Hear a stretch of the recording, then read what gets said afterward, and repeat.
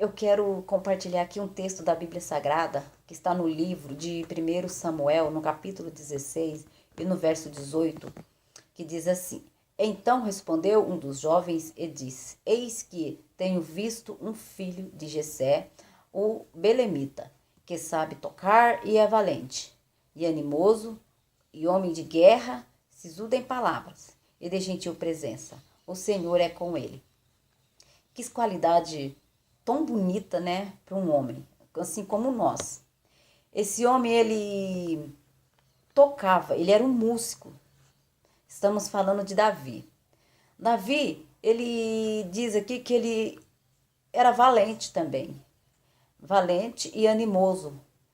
Então, nesse texto, nessa palavra dá a entender que Davi, ele tinha suas dificuldades, seus problemas, mas mesmo assim ele não perdia seu bom humor, ele adorava a Deus, ele era um poeta, ele era um músico, ele era uma pessoa muito feliz, mesmo que tinha que enfrentar problemas, dificuldade, ele não deixava se desanimar.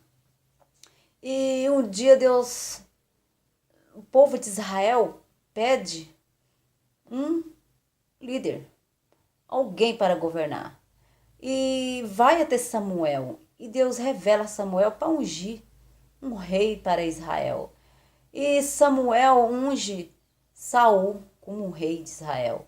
Mas Saul começou a se distanciar de Deus. E Deus se entristeceu muito com Saul. Aí Deus fala para Samuel: Samuel, vai, unge um outro futuro rei para Israel. E vai até a casa de Jessé. E Samuel vai até a casa de Jessé. E Jessé, ele era um homem que tinha 8 filhos. E Jessé apresenta a Samuel os seus filhos. Apresenta o mais velho, o Eliabe. Um homem bonito, um moço forte. E o Senhor revela a Samuel: não é esse. Apresenta o segundo, Abinadab. Também não. Apresenta Samar, também não. E vai apresentando os seus filhos até chegar ao 7º. E Samuel pergunta a Jessé: acabaram os seus filhos? E Jessé: tem mais um, o caçula, o 8º filho, Davi. Ele é pastor de ovelhas, ele está cuidando do meu rebanho. E Samuel pede que Davi chegue, venha até ele, a presença dele. E Deus revela a Samuel: Samuel, é esse o meu escolhido. E Samuel unge Davi como um rei, futuro rei. E Davi continua a levar a sua vida, pastoreando as ovelhas do seu pai. E um dia o seu pai Jessé chama Davi. Davi, ele era um menino muito obediente, muito alegre, muito disposto. Ele era muito temente, ele obedecia muito seu pai. E mais do que depressa, ele ouviu a voz do seu pai. E seu pai, por ele ser um menino tão obediente, o seu pai era muito apegado a ele e despertou um certo ciúme dos seus irmãos. Aí Jessé fala para Davi: Davi, vai até um acampamento, leva essas comidas, esses alimentos para os seus irmãos, que os 3 irmãos mais velhos de Davi eram soldados. Eles pertenciam ao exército de Saul e eles estavam num acampamento, numa luta contra os filisteus, que eram os inimigos de Israel. E Davi vai até eles. Chegando lá, Davi não tem uma notícia agradável, porque o exército de filisteus diariamente desafiava o povo de Israel, o exército de Israel.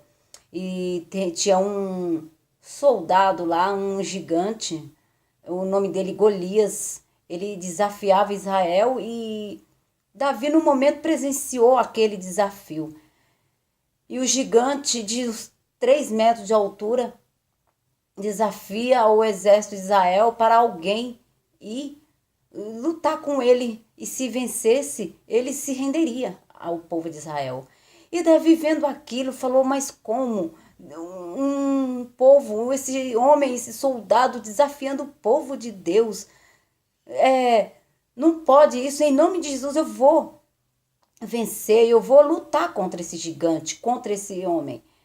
A nossa vida é assim, não devemos temer os gigantes, os problemas, as lutas, dificuldades. Davi, ele era um homem guerreiro, corajoso.